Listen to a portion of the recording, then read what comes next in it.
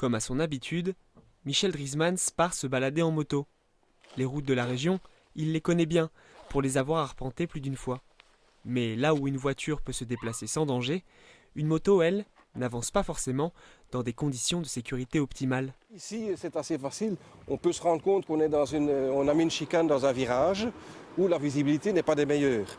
Donc, c'est sur le tard qu'on risque de voir un autre véhicule qui arrive.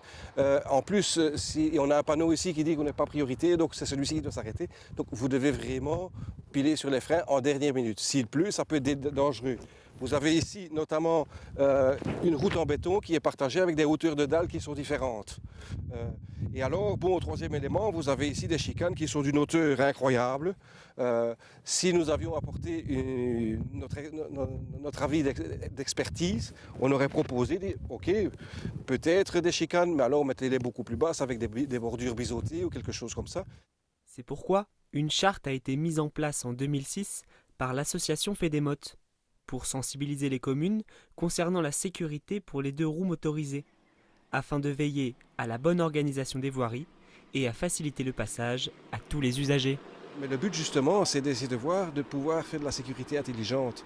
Essayer de bien réfléchir, pas une sécurité de clientélisme, faire une sécurité là où on va vraiment apporter quelque chose sans pour autant dégrader d'autres choses.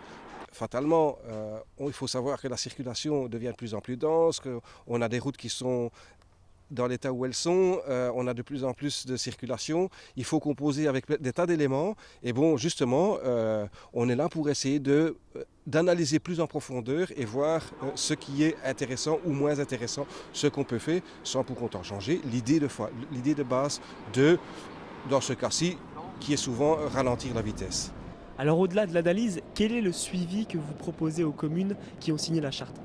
Alors le suivi, c'est tout simplement que chaque fois qu'une commune envisage de créer des infrastructures nouvelles, c'est de nous contacter et nous irons sur place analyser la situation et nous donnerons un avis justement sur cette infrastructure qui est à prévoir et en fonction de leur cahier des charges, nous pourrons apporter une critique positive et certainement objective pour pouvoir essayer de la faire dans les meilleures conditions possibles. Ouais.